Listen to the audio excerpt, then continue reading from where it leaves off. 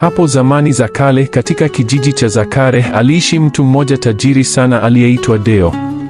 Yeye na mke wake Rovi walikuwa na kila kitu ambacho mwanadamu anaweza kuota. Walikuwa na nyumba ya kifahari, magari ya bei mbaya na watumishi wengi.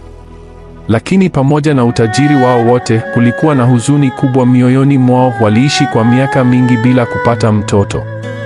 Baada ya miaka mingi ya subira, machozi na maombi, hatimaye Mungu alimbariki Rovi akapata ujauzito.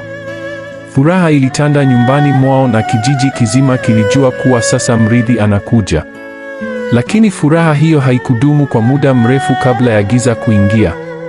Siku moja Deo alimgeukia mke wake na kumwambia maneno yaliyopasua moyo wake kama radi. Rovi, katika ujauzito huu sitaki uzae mapacha. Maneno hayo yalimuumiza Rovi sana. Moyoni mwake alihisi hofu, huzuni na maswali mengi yasiyo na majibu. Hakuelewa kwa nini mume wake alichukia baraka ya mapacha, lakini alichagua kukaa kimya na kumwachia Mungu kila jambo. Muda ulipita na ujauzito ukakua hadi siku ya kujifungua ilipofika. Rovi alipelekwa hospitalini kwa haraka, na wakati huo Deo alikuwa kazini na hakuwa karibu na mke wake. Baada ya uchungu mkali wa uzazi, Rovi alijifungua kwa mapenzi ya Mungu watoto mapacha wa kiume.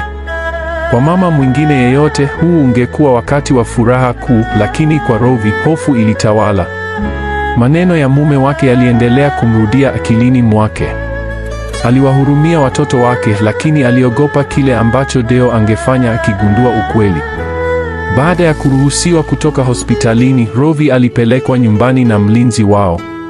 Njiani, kabla ya kufika kwenye jumba lao, Rovi alimwomba dereva asimamishe gari kando ya barabara, karibu na shamba la mwanamke mzee aliyefahamika kama Grandmother. Chini ya mti mkubwa wenye kivuli kizito, Rovi alishuka taratibu. Kwa mikono inayotetemeka na moyo uliopasuka vipande, alimchukua mmoja wa mapacha, akambeba kwa karibu kifuani kwa mara ya mwisho na kumlaza polepole chini ya mti ule. Machozi yalimtiririka usoni mwake huku akijiuliza, je, mtoto huyu atachukuliwa na watu wabaya?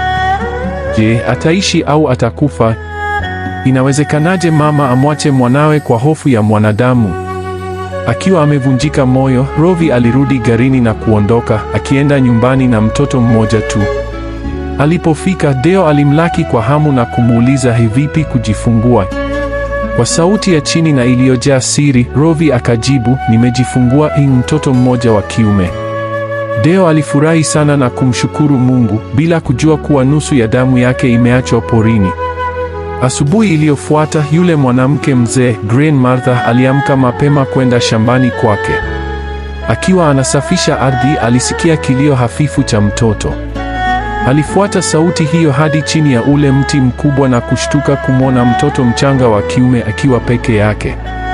Grandmother, ambaye hakuwa na watoto wake mwenyewe, alikuwa na moyo wa huruma. Alimchukua mtoto yule akampeleka nyumbani kwake, akamlisha maziwa ya ng'ombe na kumpa upendo ambao mama yake hakuweza kumpa siku hiyo. Kuanzia siku hiyo, maisha mapya yalianza.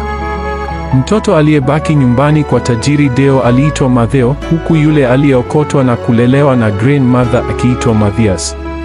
Mathias alikulia katika hali ya ugumu. Alifundishwa kufanya kazi kwa bidii, kuheshimu wengine na kuishi kwa jasho lake.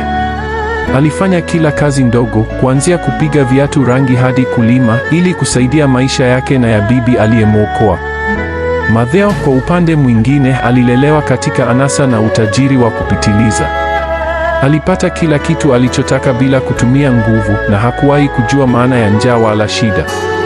Kadiri miaka ilivyopita, Mathias alikuwa kijana mwenye hekima na unyenyekevu, huku Matheo akizungukwa na starehe na kiburi, bila mmoja kumjua mwingine. Na hapo ndipo hadithi ya kweli ya mapacha inapoanza.